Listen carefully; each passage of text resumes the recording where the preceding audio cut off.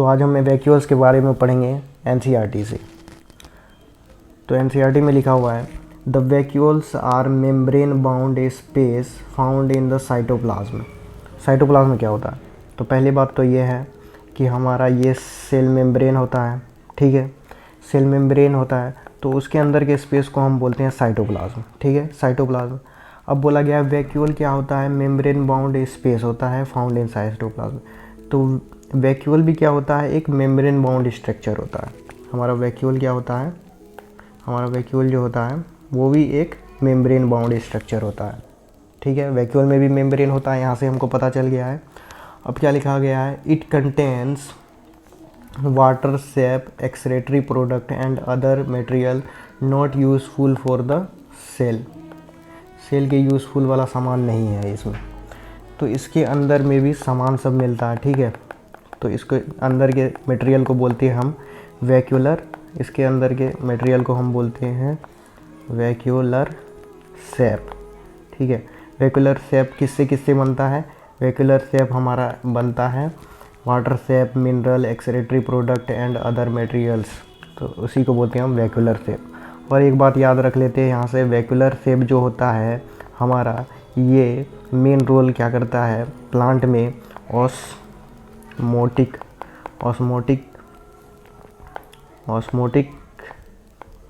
Potential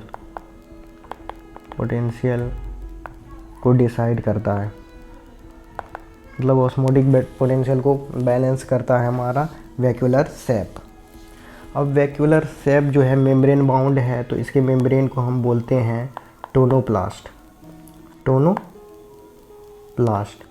जो कि selective permeable होता है। ये भी कैसा होता है? सेलेक्टिव परमेबल होता है, मतलब एवं ही किसी को घुसने नहीं देगा अंदर, जिसको चाहेगा उसी को अंदर आने देगा। अब और क्या लिखा गया है यहाँ पे एनसीईआरटी में? In plant cell the vacuoles occupy 90% of the volume of the cell. हमारा प्लांट सेल में वॉल्यूम जो होता है, अगर 100% वॉल्यूम, सेल में 100% वॉल्यूम है, तो उसका 90% वॉल्यूम को जो है वैक्यूल ही लेके रखता है। मतलब ये बात भी याद रखना कि 90% जो होता है उसको हमारा वैक्यूल ही कवर किया रहता है प्लांट सेल में। तो ये भी एक इम्पोर्टेंट है प्लांट के लिए वैक्यूल, तो क्योंकि जो भी वेस्ट मटेरियल होता है वैक्यूल में लाके डाल दिया जाता है। In plants the tonoplast facilitate the transport of number of ions and other materials against concentration gradient into the vacuole. क्या बोला गया है कि against concentration gradient, facilitate transport में अगेंस्ट कंसंट्रेशन ग्रेडियंट यहाँ पे लिखा गया है। मतलब कि यहाँ पे सामान ज़्यादा होने के बावजूद भी, यहाँ पे सामान ज़्यादा होने के बावजूद भी against concentration ion K+, Na+, ये सब आयन है, तो इसको अंदर डाला जाता है। यहाँ पे K+ ज़्यादा है, मतलब अगर नहीं रहता अगेंस्ट कंसंट्रेशन तो K+ बाहर जाता, लेकिन नहीं, अगेंस्ट कंसंट्रेशन ग्रेडियंट यहाँ पे ला के डाला जाता है। तो यहाँ पे क्या होगा? डेंस हो जाएगा। Hence the concentration significantly higher than vacuole, higher हो जाएगा वैक्यूल में देन द साइटोप्लाज्म। साइटोप्लाज्म से ज़्यादा कंसंट्रेशन कहाँ हो जाएगा? वैक्यूल में। तो ये बात भी याद रखना कि अगेंस्ट कंसंट्रेशन यहाँ पे डाल दिया जाता है वैक्यूलर सेप में, तो सिग्निफिकेंटली हायर वैक्यूल का कंसंट्रेशन है साइटोप्लाज्म में, साइटोप्लाज्म से ज़्यादा वैक्यूल में कंसंट्रेशन हाई होता है।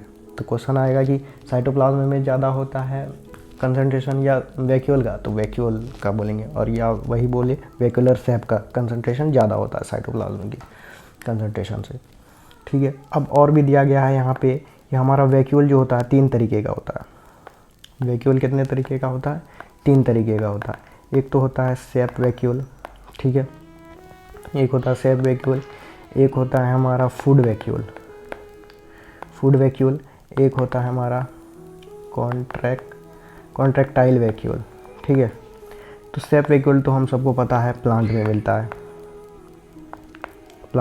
Sap vacuole. फूड वैक्यूल कहाँ मिलता है? फूड वैक्यूल जो होता है प्रोटिस्ट में मिलता है, प्रोटिस्ट सब में मिलता है, और इसका काम होता है फूड को इनगल्फिंग करने में, फूड इनगल्फिंग करने के लिए फूड वैक्यूल मिलता है, प्रोटिस्ट में मिलता है, हर जगह नहीं मिलेगा। और कॉन्ट्रैक्टाइल वैक्यूल भी है जो है वो हमारा कहाँ मिलता है, अमीबा में मिलता है, AMOEBA, स्पेलिंग गलत हो जाता है इसमें। तो अमीबा में मिलता है कॉन्ट्रैक्टाइल वैक्यूल, और इसका काम क्या है, इसका काम भी बहुत ख़ास काम है। इसका काम होता है ऑस्मो रेगुलेशन और एक्सक्रीशन का काम करता है कॉन्ट्रैक्टाइल वैक्यूल। तो हमारा वैक्यूल 3 तरीके का होता है, sap vacuole, food vacuole, contractile vacuole. Sap vacuole plant में मिलता है, फूड वैक्यूल प्रोटिस्टा में मिलता है फूड इनगल्फिंग के लिए, और हमारा जो है कॉन्ट्रैक्टाइल वैक्यूल जो होता है अमीबा में मिलता है ऑस्मो रेगुलेशन और एक्सक्रीशन के बारे में। अब हम पढ़ लेते हैं NCERT का लास्ट पैराग्राफ। तो यहाँ पे लिखा गया है, in amoeba contractile vacuole is important for osmoregulation, लिखा है ना, osmoregulation and excretion in many cells as in protist में फूड वैक्यूल्स मिलता है, are performed by engulfing of the food particles. और सेप वैक्यूल्स तो plant में मिलता ही मिलता है, इम्पोर्टेंट है। और बाकी यही है 3 vacuole, contractile vacuole, food vacuole और सेप वैक्यूल। बस वैक्यूल इतना समय ख़त्म हो जाता है NCERT में।